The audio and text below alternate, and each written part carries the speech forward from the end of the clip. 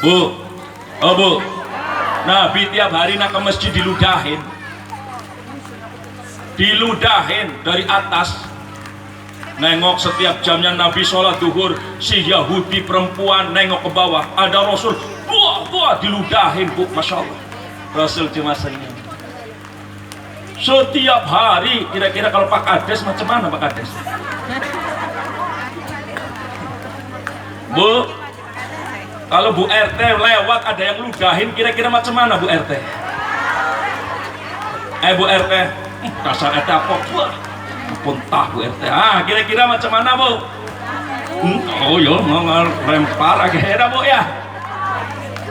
Bu, Rasul tersenyum, subhanallah. Bahkan suatu ketika yang ludahin Rasul perempuan Yahudi sakit, Rasul bertanya. Yang ditanya penjual roti, Pak, mana ibu-ibu yang biasa ngeludahin saya? Sakit ya Rasul. Sakit Pak. Iya ya Rasul, tolong beli rotinya. Untuk apa? Mau saya tengok. Subhanallah. Bu, kalau ibu macam mana kira-kira? Mati modar kok ya. Walat kok dengan aku ya nek. Masya Allah. Mampus.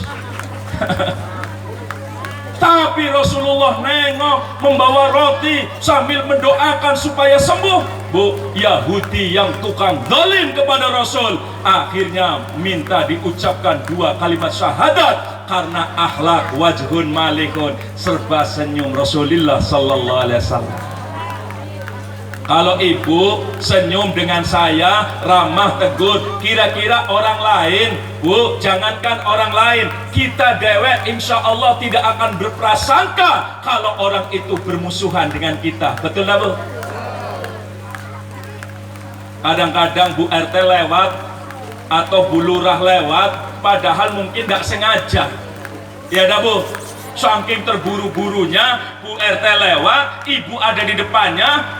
Ibu lupa negur, Bu RT atau Bu Lurah pun lupa negur. Ibu pasti berprasangka, ya Allah apa salahku ya, kok Bu RT ndak ada ditegur pun ndak ada nengok. Ya dah bu, masya Allah.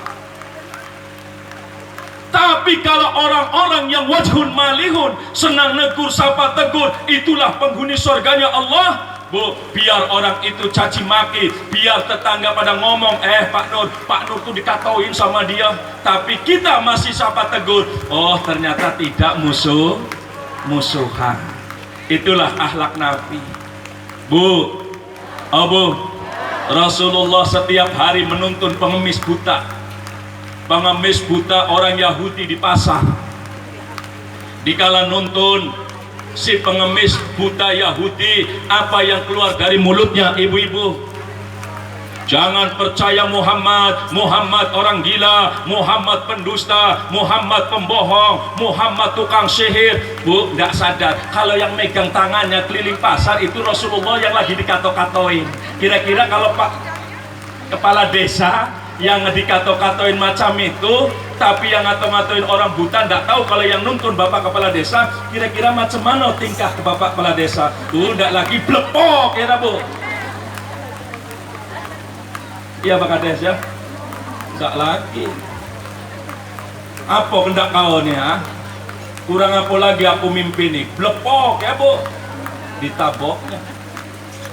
Tapi Rasulullah sallallahu alaihi wasallam bahkan setiap pas istirahat makan siang, dengan tangannya sendiri beliau suap ibu-ibu. Masya Allah. Akhirnya suatu ketika setelah wafatnya Rasul, bu, setelah wafatnya Rasul, Sayyidina Abu Bakar Siddiq bertanya kepada anaknya Sayyidatina Aisyah.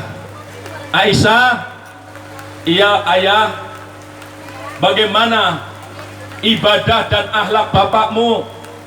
Sudah kaya Rasulullah apa belum? Sudah wahai ayah. Tapi ayah ada satu perbuatan Rasul yang belum ayah amalkan. Apa? Setiap hari Rasulullah menuntun pengemis buta, dan dia setiap makan siang menyuapi dengan tangannya. Akhirnya Khalifah Abu Bakar Siddiq pergi ibu-ibu.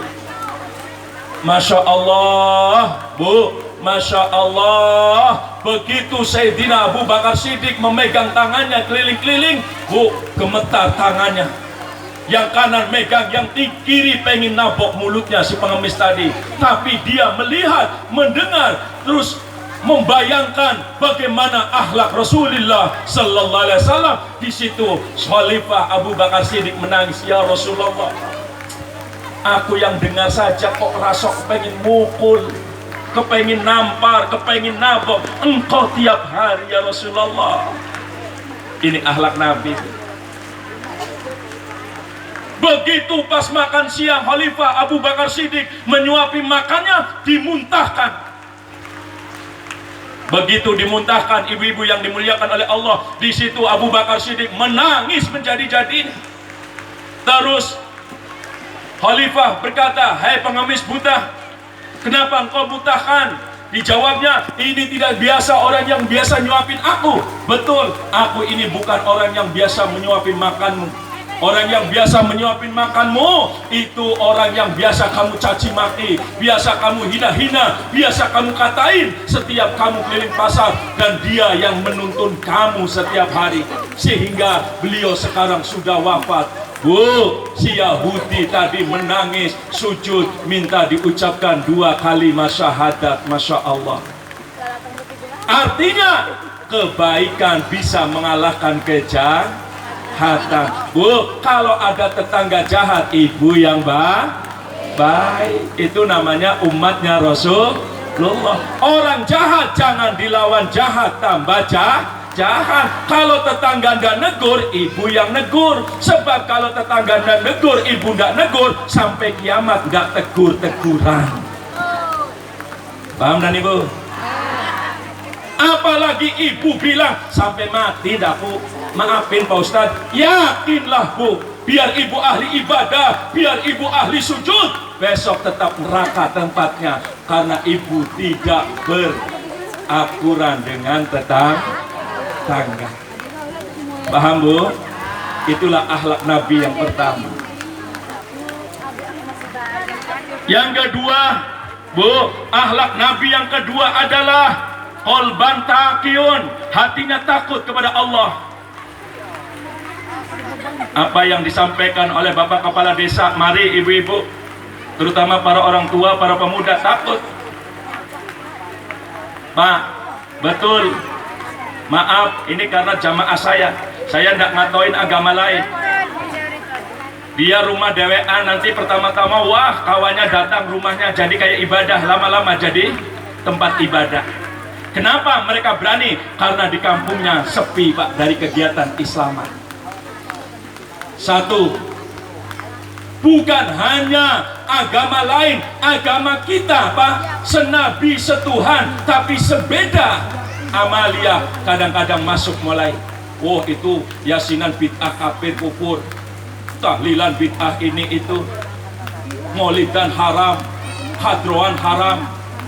Nanti masuk Pak, kalau tidak dibentengi dengan amaliyah tadi bapak-bapak sekalian. Dan ini maaf ngomong, daerah-daerah sini banyak, apalagi masuk ke pabrik, banyak itu bapak ibu hadirin yang dimuliakan oleh Allah. Makanya tadi Pak Kepala Desa bilang, dengan bela tauhid, itu bukan bela tauhid Pak, saya kasih tahu, itu politik. Ujung-ujungnya dukung presiden, bohong mereka.